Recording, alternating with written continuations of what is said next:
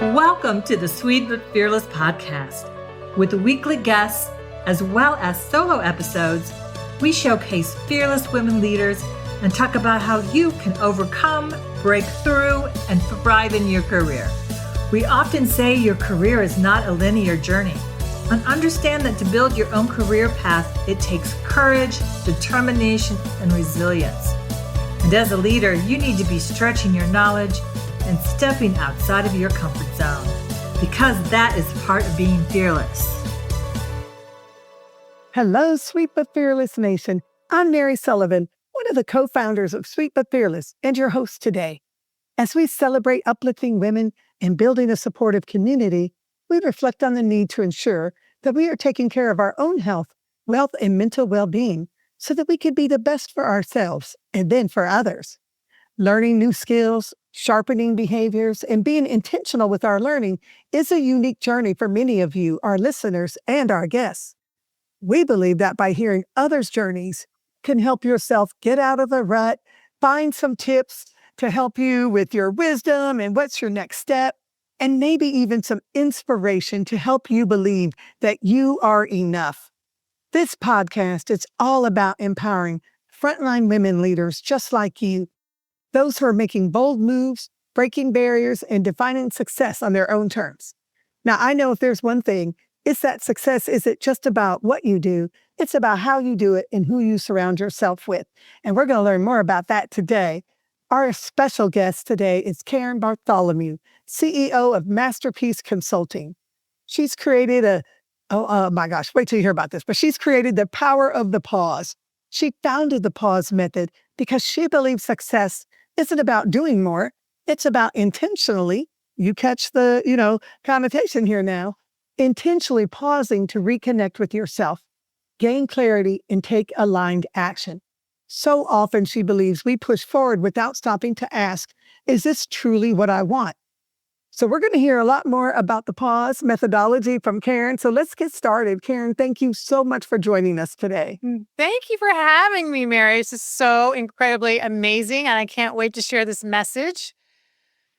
Well, let's get started then. First of all, though, tell us a little bit about your background and how you got started, Karen. Okay, well, my background comes from corporate America. I was in corporate America for years and years and years and in leadership. And I just, I got to a point where I just found myself doing for everyone else and not really asking myself what I really wanted. And so it took me down that road, and then I got into real loan. I'm in mortgage. I've been mortgaged for 20 years. That's my side thing. And I just got to a point where I was coaching in the sales environment. I was coaching in the personal development environment, and the two worlds that really never came together. And so when I look back at my own transformational journey in 2010, when I just got so sick of me saying yes to everybody else and being completely exhausted, I wanted to take myself on a long pause journey to find out what it was that I really wanted to design for my life. What did I want to create? How did I want to live my life with my 3 children as a single mom at the time? And I just kind of took myself on. I got real curious. So my big superpower is curiosity, because I feel like the more interested I could be in learning and in other people and listening, just the more I've just had a more peaceful life for myself. So how did you determine this, Karen? So did you just say, hey, I'm going to start my own business, or I'm going to pivot from this very lucrative job in corporate America? What was it with that curiosity that helped you? What are some tools you leveraged to help you get started? Well, I got to say, going through a divorce with 3 small children, newborn, 5 years old and 9, I felt really alone. I had no community. I had moved away from family. I had no help. And so I just got to the point where I realized that I kept hearing these things like it takes a tribe and it takes, a community, and we, to raise these kids and to figure out life. And I'm like, okay, I need to figure this out. So I did have a couple friends that actually would ask me certain questions that would make me really think. And so, and I didn't have that before. I wished I would have had that when I was younger, to have a mentor that just asked me the hard questions so I could really kind of think for myself. Because what I found was that, as small children, my biggest constraint for myself was that I didn't matter, from whatever happened in my childhood. And I'm like, I need to figure out where that's coming from. And so I went on a journey to you know, I wanted to make a difference and I wanted to matter in the world. And so that's pretty much what drove that, to take some classes to really look at how I played life, how mentally and physically I played life. And then just like going on a 4-month hiatus journey for myself. And one of the questions I remember when I was getting divorced, I pulled into my driveway after like a very emotional therapy session. And I didn't want to go in the house because my 3 kids were there. And I'm like, I want to be the strong mom. I didn't want them to see me, crying or upset or have to explain what was going on. And she's like, I'm going to go around the corner a couple times and then we're going to go back in and you're going to go in the house. And I said, well, oh, okay, but I want to just compose myself. No, it's probably not going to happen, but you need to go in the house because your children need to see you like this. So it gives them permission also to be real and true to themselves. Well, I am glad you found your tribe because I agree. I was also a single parent and it's hard, whether you have 1, 3, 5, it's just hard to be the only one because you do kind of put yourself last.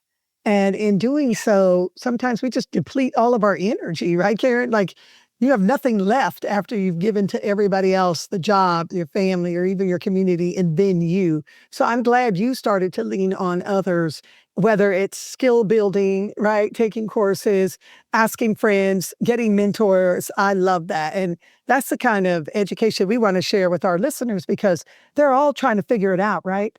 These frontline female leaders are trying to level up in their career, whether it's a promotion or asking for a raise or looking for new opportunities. They're so interested in the how. And I know you have a lot of that. Before we talk about the pause methodology, can you tell us a little bit more about your time in corporate and what skills did you bring from what you learned in corporate to your coaching business? Well, I think the first thing I did at corporate was, I worked for a really big corporation out of San Francisco. And, I found that I really only wanted to work like 3 days a week. And when you're in corporate America, you're working so much. But I lost myself. You were making a comment. It's like we wake up in the morning at 6 o'clock and we get our kids ready and then we take them to school and we go, go, go, go, go. And I would jump on the ferry and I would, go to work and do the opposite. And by 6 o'clock, I'm home and I'm feeding them and doing no time for me. And every time I would feel something, it's like a whack-a-mole, right? You just whack it back down and you keep performing and keep going. And that's pretty much how we lose ourselves. And I sacrificed a lot of friends and, I never really held space for myself.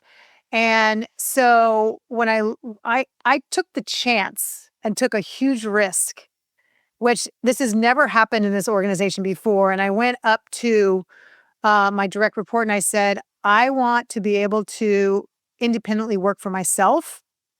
And so would you entertain me going out on my own, working 3 days a week so I could be home with my kids? And they said yes, which I was shocked, absolutely shocked. And so I was able to state my wage, give them a contract, you know what I mean? And do my own thing. And it's because I showed up and I took a risk and I used my voice, which when I was younger, it's like, don't be heard, don't be seen, just, do the right thing. We didn't even know what the right thing was. And so I think it's just, me taking me on and just taking a big risk. And I think that women just don't do that. Like we become pregnant in the workplace and then we're hiding in the bathroom, throwing up because we have morning sickness and we don't want anybody to take our job. So we don't let anybody know what's going on, or whatever it is. And I just want women to know that you have so much to contribute to culture and organization. So we just need to take a stand and show up and present something as we know it. And I got to tell you, I believe that the women femininity that we could bring to the culture of organizations would do so much for that organization. Like so much. Yeah. Because men are just tunnel vision, right? Where women actually can see what's going on and possibly ask somebody, hey, are you doing okay? How can I support you? Right?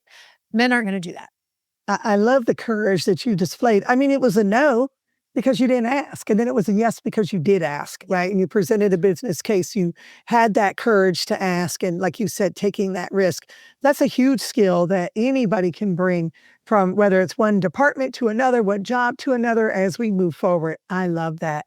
So let's start talking about how you, from all of your journey, created this methodology that you have. So introduce us to that pause methodology. Yeah. So basically, I just quit a organization just 2 years ago this week, actually, because I was there for like 2 years, and the leadership there was very authoritarian, and I just was like, every time I knew what I needed to do to build my business, it's in the mortgage business. I was just like, is whacked down, right? Just and great organization for the people that are still there. But like what happened was it made me really small. And so all the work that I did, I found myself like really becoming small, right? And I'm like, wait a minute, this is ridiculous because I am a good leader and I do create good culture. And I've created this huge team that I've had for quite some time. I said, so I really don't have to listen to all of that. And I found myself, in this back and forth, back and forth, back and forth to the point where one day I got so stuck I couldn't move. Like I was like, I don't know which way to go. If I go this way, that's not good. If I go this way, that's not good. If I go this way, I'm just so unsure. I don't even know what's going to happen. I have kids to take care of. I have myself to take care of. Blah, blah, blah, blah, blah, right? And so what I did was I took a risk. Somebody actually, looked up, I asked a mentor who knew the individual. And he said, I only want you to give him 3 minutes. And that's it. You go in, you tell him what you're doing, blah, blah, blah, blah, only 3 minutes and that's it. And then leave. So I pretty much told him what I was doing in a minute and it went really well. And then he took a call in the second minute. And the second minute, I think he pumped himself up and gave him space to come back. And then he wasn't very nice the third minute. However, I was very focused. And so he said what he had to say. And he goes, did you hear me? And I said, yes, I heard you very much. Thank you so much. And I walked out the door and I wasn't emotional about it. I wasn't like having to like defend myself. Yeah. I was just like, said what I had to say, and then I left. And then I literally packed up my car for a week and took a week pause. So nobody could find me. I took this sacred space for myself to go to a cabin in the woods next to a creek. And I just sat there and redesigned what the next chapter was going to be for my life. And then that was it. I'm like, I want to create a community for women. I want to give them a safe space that they can actually get rid of constraints that are holding them back, that are keeping them stuck. I want them to understand what those are and how we can shift that narrative that works for them. And so when I did this, I'm like, wait a minute, I've been doing this for myself for like literally since 2010. I can put this in a method and teach other women. And so that's how the pause method started. I just had to like figure out what the steps were. And I'm like, okay, this is the same steps for every single thing when we take ourselves on. And so that's how it got created. Literally like 2 years ago, I just put a name to what I was already doing. That's what a lot of time I worked with a lot of consultants throughout my career. And I always admired how they could take, like you just said, your thoughts or things you've been doing and create a methodology out of it or put it in a process pattern so that you're like, oh, it's this 1, 2, 3. And I was like, oh my gosh, yes, you make it sound so much better. And I love how you did that. You looked at what you did, which was paused, right? You said, no, I need to pause. I need to get out. I need to center myself. I need to understand my constraints. And here's what it is. Let me just document what I've been doing. So what would you say? What is the first step in that pause? So actually the pause, I actually broke it down in 1, 2, 3, 4, 5 different steps I can walk you through and very Reader Digest version, right? Yes. Hey, reach out to Karen if you want all the details. They'll already put all that in there. But yeah, give us high level if you can. Yeah, so the high level, the P is pattern recognition. Okay, so basically what it means is identifying these subconscious beliefs or default reactions that are shaping our current experiences. Okay, so when you have like a trigger and then a reaction, right? I always say if you get triggered, just pause for a moment because in between the trigger and reaction, there's a journey to be had there. It's someplace that we haven't been healed. So if I can really ask you specific questions, right? Like when's the last time you thought like that?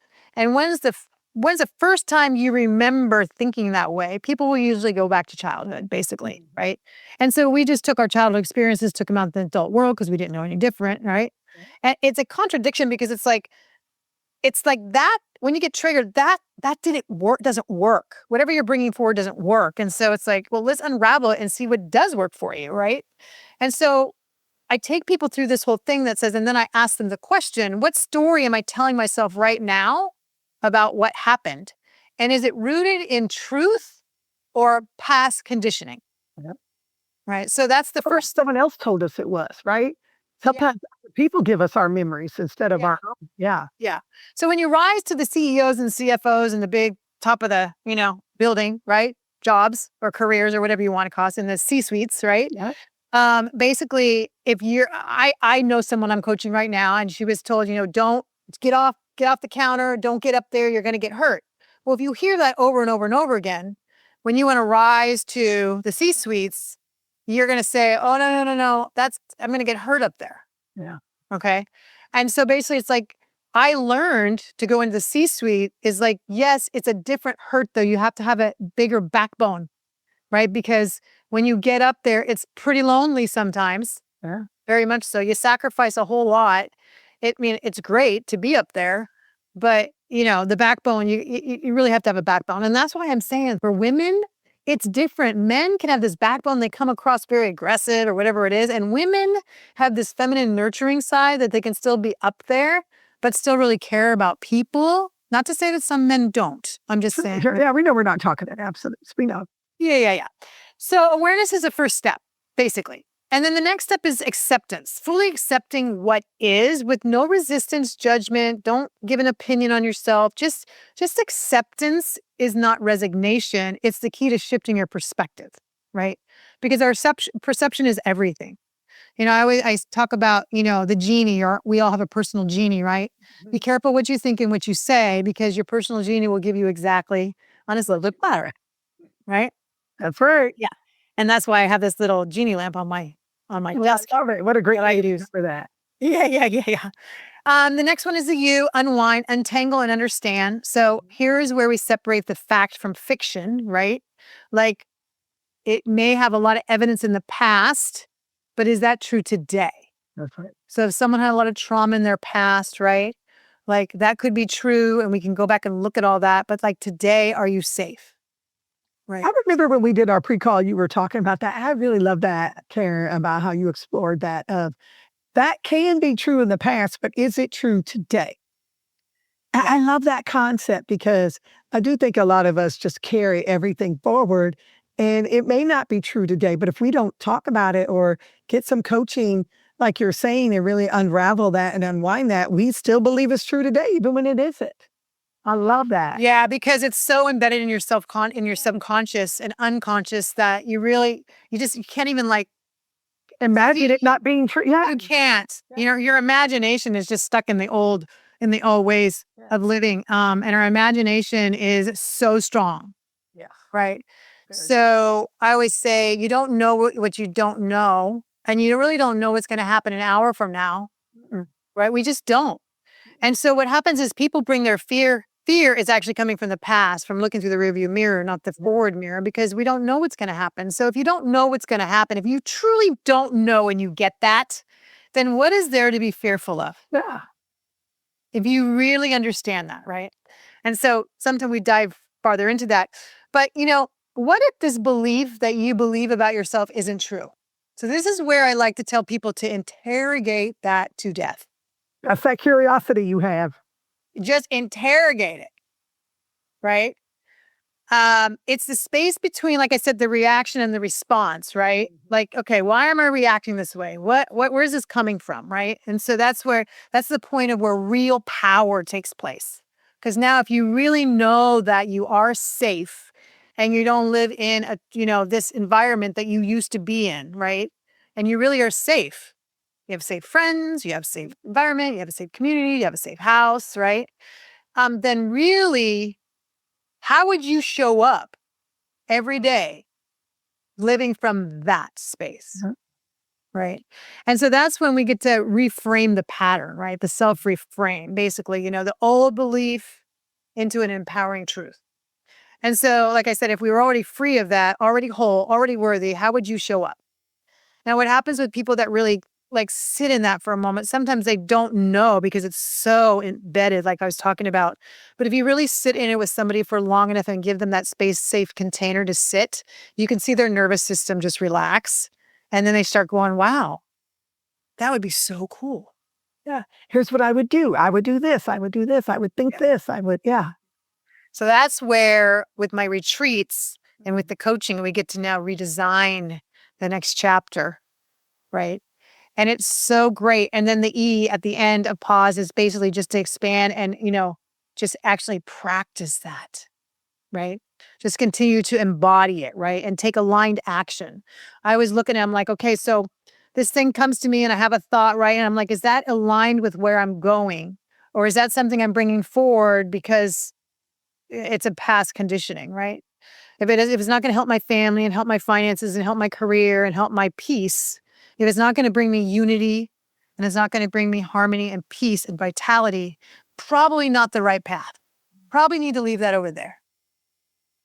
Right? So, Karen, how do you? Yeah, That's pretty much the pause method. yeah, I love it. I love it. What a great acronym to use, and the meaning of everything is so aligned. When we talk about that, and you're coaching individuals and you're helping them, what are some things that you're recognizing with this frontline, female leader? What are some of the hurdles, common hurdles you're seeing now? Because if 2025 people are, experiencing maybe different challenges than before, but what are some of the things that you're finding a commonality? I think that I think it's just the fears, the frustration, the pressure, the weight that we carry as women, Yeah. not giving us ourselves permission. It's giving ourselves permission to like just take a moment to really ask yourself, what do I need for the next 2 hours to get me through the next 2 hours, right? I think it's dropping the mask that we always, letting the realest parts of us come to the forefront, right?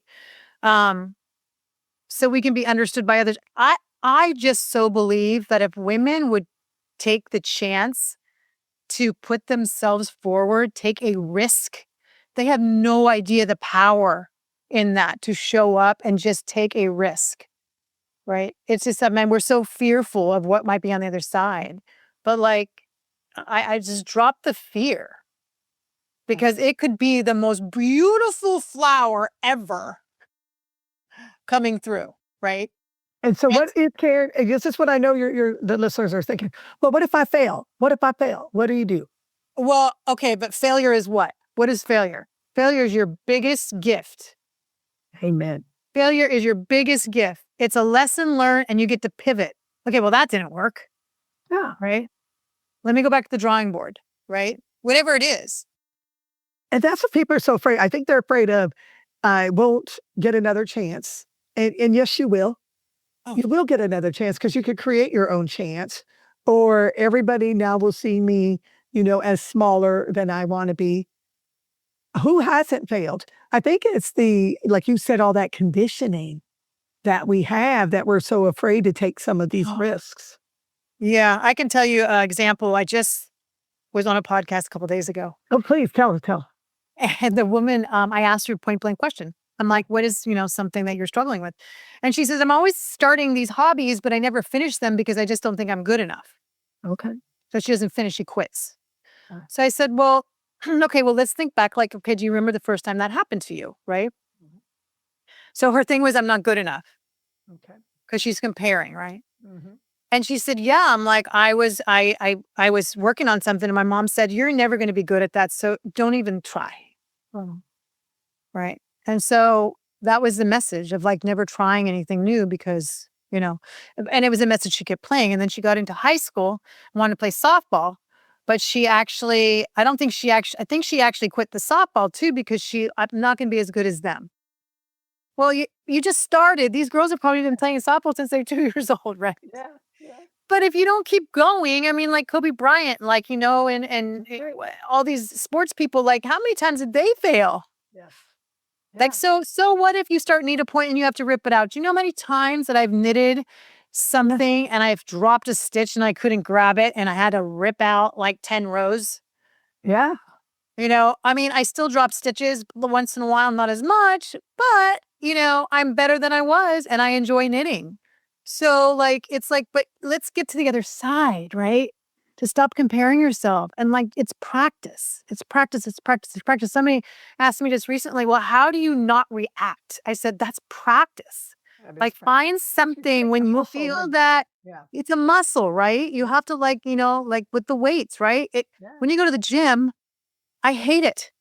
It hurts so bad. And 3 days later, I'm in so much pain because I've upped my weights or something, right?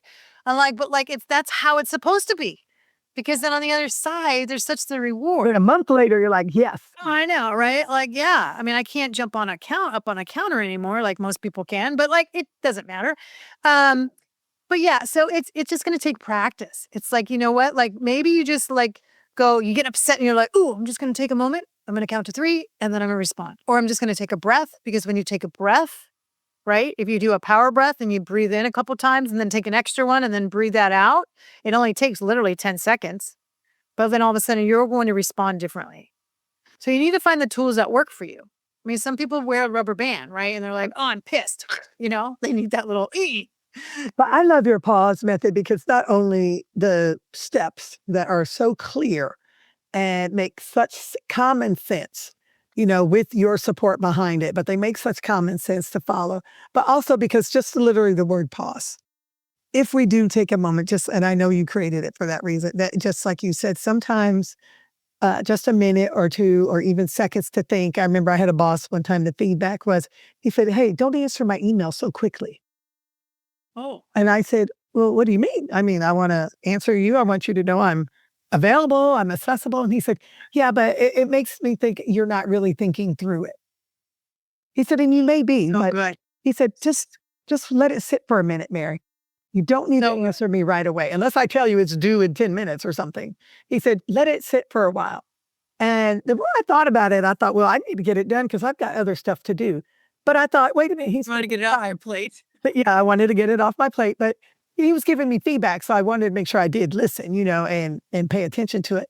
And what I did with that feedback is I did let it wait, but it also made me do a better job of it because I didn't always give my first response. I did let it sit, whether it was in a draft folder or, in a place. And then I would look at it again and I'd say, oh, I think I could do a little bit better with that communication. And I would make some changes and tweaks. And then when I really did send it, I was sending my best. So I appreciated that whole pause part because he did help me slow down a little bit in order to put my best foot forward. Well, and on that note, I mean, I remember being in boardrooms back in the day in corporate America and someone who would ask a question and I really didn't know the answer. Yeah. And so, as I tell people, you're a consultant. You don't always have to have the answer. The best answer is, you know what? That's a great question. I mean, I'm going to bring that back to you because I want to make sure that I answer it correctly. And thoroughly, and not just off the hip. Let me give you a thorough answer. Yeah. Or sometimes I tell people, you don't always have to answer the phone. Exactly. Let a voicemail. They'll tell you what they want. Then you can prepare and call them back. That's what he was making the point about my email. What if they don't know the answer?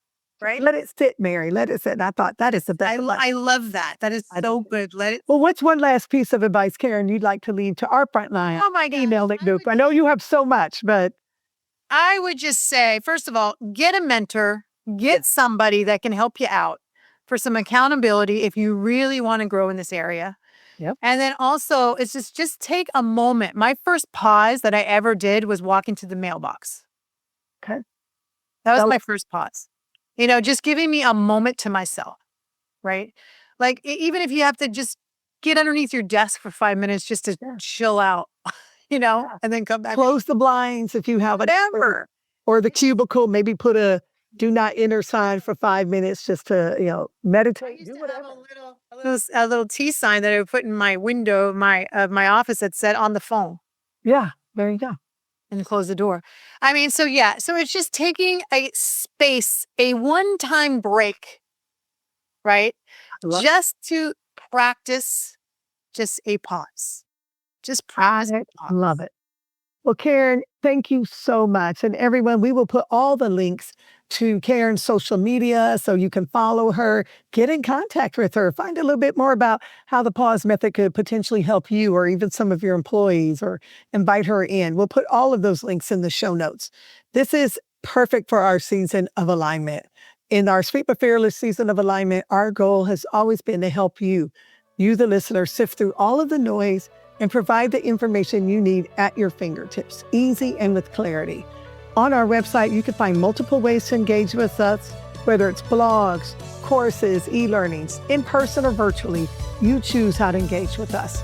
Remember, we are with you on your journey, sometimes in front, sometimes behind, but always, always by your side. Until next time, Fearless Nation.